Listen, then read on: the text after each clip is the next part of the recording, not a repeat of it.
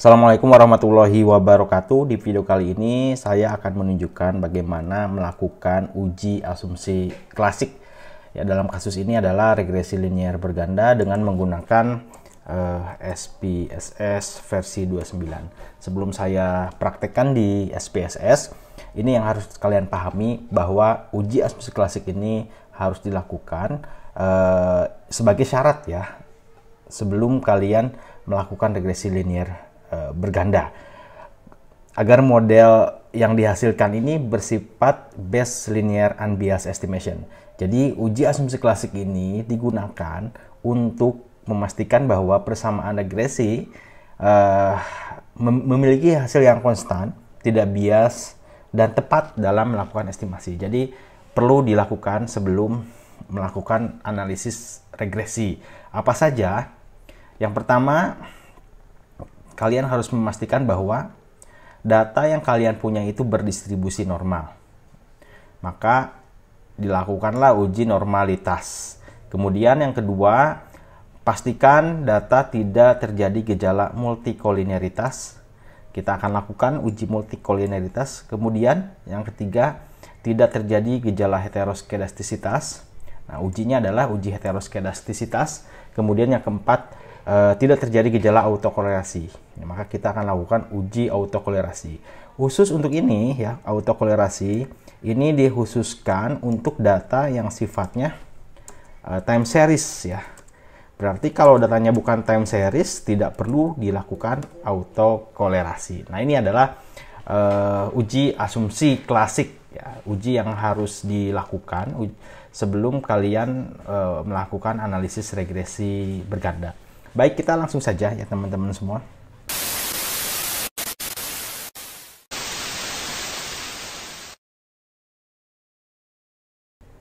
Kita akan langsung praktek bagaimana cara melakukan uji asumsi klasik. Nah, di sini sambil saya buka SPSS-nya, ini ada data yang akan kita pakai untuk latihan ya, ada 100 observasi, ada 3 variabel, 2 variabel X, kemudian 1 variabel Y, gitu ya.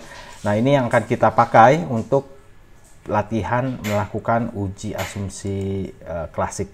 Oke, sepertinya ini SPSS-nya sudah terbuka, jadi pastikan teman-teman ada softwarenya, kemudian versinya. Saya menggunakan 29 ya, versi 29. Kalau misalnya teman-teman punya di bawah versi ini, itu masih bisa. Jadi caranya masih sama. Oke ya, sebelumnya saya sudah tunjukkan cara input data. Kita akan input data dulu dari yang sini, dari Excel ini ya ke SPSS. Caranya adalah, ini cara yang biasa saja. Masuk ke variable view. Nah ya, di sini ada variable view. Kemudian teman-teman buat variabelnya X1. Oke ya. Kemudian X2 dan Y. Nah, seperti itu measures-nya kita pakai scale. Ketika teman-teman sudah selesai membuat variabel seperti ini, lihat data view, maka akan terbentuk di atas ini variabel, ada X1, X2 dan Y. Oke, kita pindahkan datanya dari Excel, copy saja ya. Kita akan copy datanya, di paste di sini. Oke, sudah muncul. Baik, kita akan lakukan uji asumsi klasik. Jadi uji asumsi klasik yang akan kita lakukan ini ada 3. Datanya harus dipastikan berdistribusi normal. Kita akan lakukan uji normalitas, uji multikolinearitas, dan uji heteroskedastisitas. Oke, kita akan lakukan serentak ya, jadi 1 kali jalan. Pilih analyze, kemudian regression, ada linear, pilih, oke ya. Maka muncul dialog seperti ini. Lalu teman-teman pastikan ini ada kolom dependent. Yang termasuk variabel dependent di sini adalah variabel Y. Kita masukkan Y ke dependent. Kemudian X1 independent ya. X2 pun sama independen. Oke ya, jadi pastikan dari kolom di sini pindahkan ke masing-masing kategori variabelnya apa. Oke, kemudian masuk ke statistik ya. Oke, ketika lihat statistik, kita biarkan saja. Lalu kita masuk ke plot. Nah, di plot ini ya, di sini ada Y, ada X, Z spread. Ini pindahkan ke X ya, Z spread ini pindahkan ke X. Kemudian S receipt pindahkan ke Y. Lalu pilih di sini histogram, diklik. Nah, normal probability plot juga diklik. Nah, ini untuk mengetahui ya grafik plotnya seperti apa. Uji normalitas bisa dilihat dari cara ini. Continue. Kemudian pilih save. Nah, di sini teman-teman pilih ke residuals, ada unstandardized. Ini di checklist. Nah, kita akan lakukan uji normalitas juga dengan Kolmogorov-Smirnov. Jadi kita akan lakukan uji normalitas residual. Nah, ini yang diklik. Nanti ketika diklik ini akan muncul variabel baru ya. Continue. Oke ya. Kemudian pilih option. Di sini dibiarkan saja, kita cancel. Lalu oke, kita lihat ini, biarkan saja lapornya seperti ini. Sorry. Di statistik ya, teman-teman pilih collinearity diagnostic. Nah, ini untuk uji multikolinearitas. Oke ya. Continue. Oke. Kita tunggu output yang dihasilkan. Nah, ini outputnya, nanti kita interpretasikan. Oke. Nah, ini uji normalitas ya, di sini kita lihat ini, dan ini uji normalitas. Kita akan bahas ini uji heteroskedastisitas yang plot ini ya, scatter plot ini. Baik ya, kita akan bahas terlebih dahulu terkait uji normalitas. Nah, uji normalitas. Uji normalitas. Kita akan pakai Kolmogorov-Smirnov. Oke, uji normalitas Kolmogorov-Smirnov. Bisa lihat beberapa cara ya yang saya akan lakukan ini Kolmogorov-Smirnov, dan melihat ini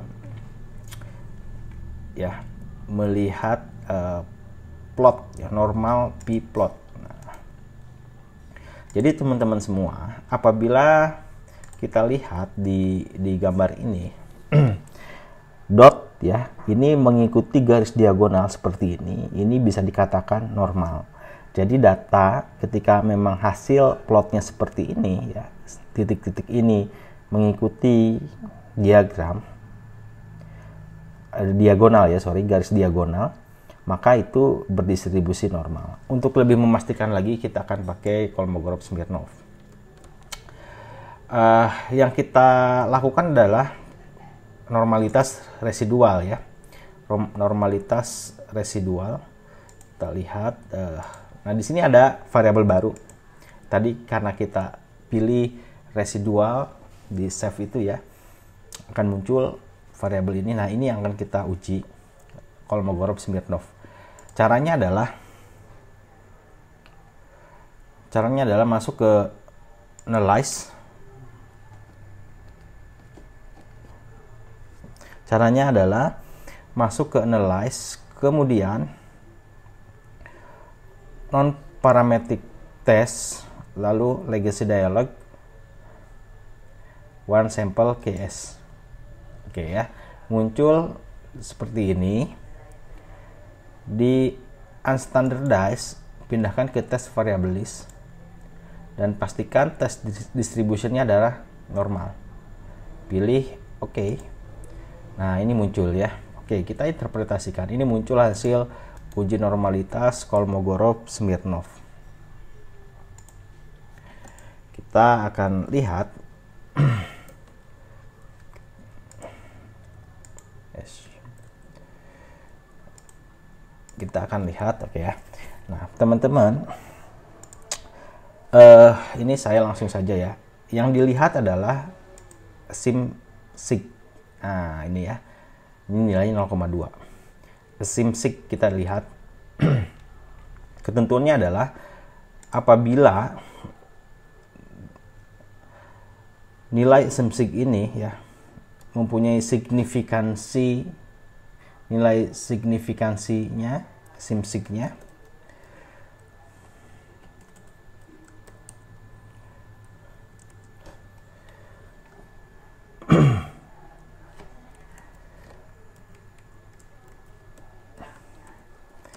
lebih kecil daripada 0,05, maka ini tidak berdistribusi normal. Nah, sebaliknya apabila nilai SIMSIG ini lebih besar daripada 0,05, maka ini berdistribusi normal. Oke ya. Kita lihat lagi hasilnya. Di sini kita mempunyai nilai SIMSIG sebesar 0,2. Artinya SIMSIG di sini lebih besar daripada 0,02. Maka kita bisa mengambil kesimpulan bahwa data yang kita punya ini berdistribusi normal. Oke ya, seperti itu. Itu uji normalitas. Kemudian kita akan ke uji berikutnya adalah uji multikolinearitas. Kita lihat uji multikolinearitas. Untuk mengetahui apakah data itu mempunyai gejala multikolinearitas atau tidak. Kita kembali lagi ke outputnya. Lihat tabel ini. Oke ya, koefisien. Kita copy aja dulu biar kita bahas di sini. Nah, yang kita lihat adalah nilai tolerance atau VIF ya. Yang kita lihat adalah nilai tolerance atau VIF. Kalau teman-teman lihat nilai tolerance, ketentuan apakah terjadi multikolinearitas atau tidak, apabila kalian melihat nilai tolerance, apabila nilai tolerance ini di atas 0,1, maka atau lebih besar daripada 0,1 tidak terjadi multikolinearitas. Oke ya. Apabila nilai tolerance lebih kecil daripada 0,1, ini terjadi multikolinearitas. Oke, nah di sini kita lihat ya, untuk X1 nilainya 0,9, maka di atas 0,1 dong. Nah, jadi ini tidak terjadi multikolinearitas. Kemudian X2 sama nilainya 0,958, di atas 0,1, maka tidak terjadi multikolinearitas. Itu kalau lihat nilai tolerance. Nah, apabila teman-teman lihat nilai VIF, ini bisa aja ya, bisa tolerance, bisa VIF. Ketentuannya adalah apabila nilai VIF ini lebih kecil daripada 10, ya, maka tidak terjadi multikolinearitas. Kemudian apabila nilai VIF ini lebih besar daripada 10, ini terjadi multikolinearitas. Oke. Di sini kita lihat X1 nilai VIF-nya adalah 1,0, lebih kecil daripada 10. Berarti tidak terjadi multikolinearitas. Kemudian X2 itu lebih kecil juga daripada 10, nilainya 1, maka tidak terjadi multikolinearitas. Nah, maka data yang kita punya bisa dipastikan bahwa tidak terjadi multikolinearitas. Oke, berarti uji normalitas sudah, uji multikolinearitas sudah. Tinggal yang terakhir adalah uji heteroskedastisitas.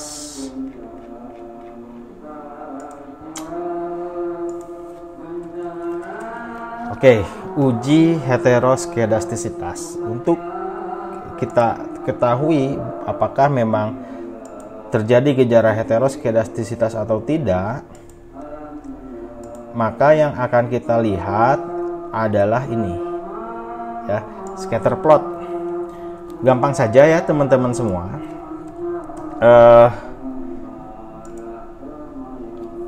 Apabila plotnya ini tersebar tidak beraturan, itu tidak terjadi heteroskedastisitas. Kalau beraturan itu terjadi. Di sini plotnya itu, scatter plotnya itu tersebar ya, antara sumbu X dan sumbu Y tersebar tidak beraturan, maka ini tidak terjadi multikolinearitas. Nah, itu adalah cara melakukan uji asumsi klasik dengan SPSS. Mudah-mudahan bermanfaat. Terima kasih. Assalamualaikum warahmatullahi wabarakatuh.